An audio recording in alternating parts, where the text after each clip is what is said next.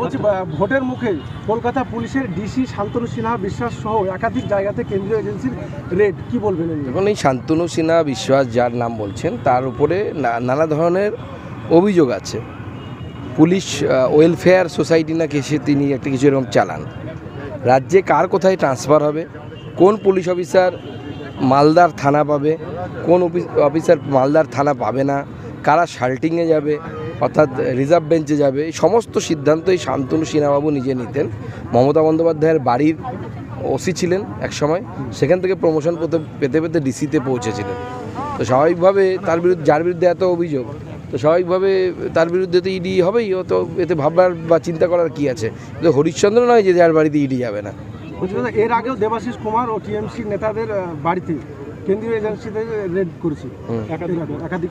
না, তৃণমূলের এক একজনের যদি আপনি সম্পত্তি বৃদ্ধি দেখেন, দেবাশিস কুমারের কথাই বলছি, আমরা কি জানি একজন মানুষ অল্প বয়সে বেশি রোজগার করে, বয়স হয়ে গেলে স্বাভাবিকভাবে তার কর্মক্ষমতা কমে যায়, রোজগার কমে যায়।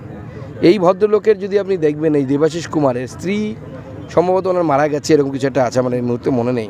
61 বছর বয়স থেকে পরের 5 বছরে তার সম্পত্তি ডবল হয়ে গেছে, 4 কোটি থেকে 8 কোটি হয়ে গেছে।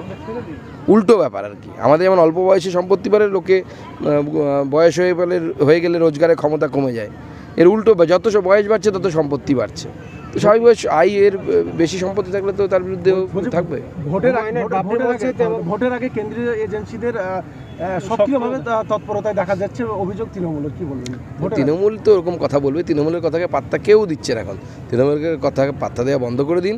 তৃণমূলও জানে যে তৃণমূল যাচ্ছে, সেজন্য এরকম অনেক কিছু বলছে। আচ্ছা, বিজেপির কাছ থেকে 1000 কোটি টাকার ডিল হয়েছে হুমায়ুন কবির, কি বলবেন? পাগল নাকি? হুমায়ুন কবিরকে আমরা টাকা দিতে যাবো কেন? 1000 কোটি টাকা। ও জানে 1000 কোটি টাকা কত টাকা হয়, ওর অত দাম? 1000 কোটি টাকা ভিডিও তো কি ও বলছে, এআই না কি বলছে সেও জানে, ও বলবে। 1000 কোটি টাকা তো লোককে দিলে পরে ভোটে জিতে যাবো, ওকে কেন দিতে যাবো? এর সঙ্গে বিজেপির কোনো সম্পর্ক নেই। কোনো সম্পর্ক আমাদের মাননীয় গৃহমন্ত্রী তো পরিষ্কার বলে দিয়েছে, তার স্ট্যান্ড ক্লিয়ার করে দিয়েছে। স্যার একটু বলতে, এদের চলছে, সিপিএম এর মিছিল চলছে এখন, বলছে স্যার একটু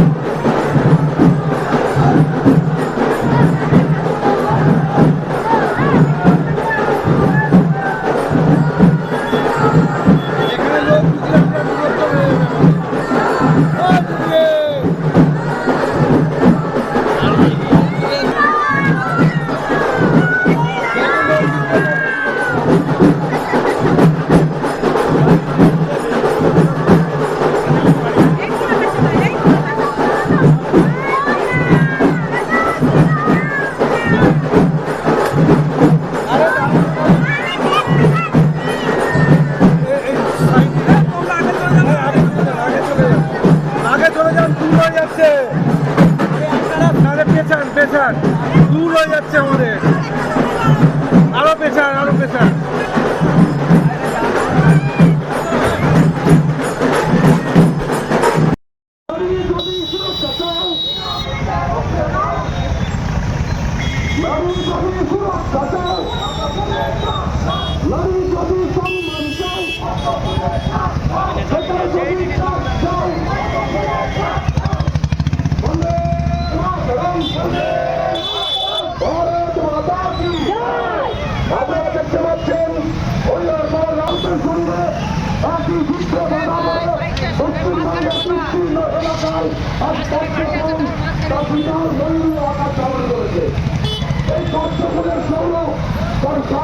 আমরা সকলে পেতে চাই, তাহলে আসুন 23শে এপ্রিল হরিহরপাড়া বিধানসভার বিজেপির প্রার্থী তন্ময় বিশ্বাসকে পদ্মফুল প্রতীক চিহ্নে মেন নাই।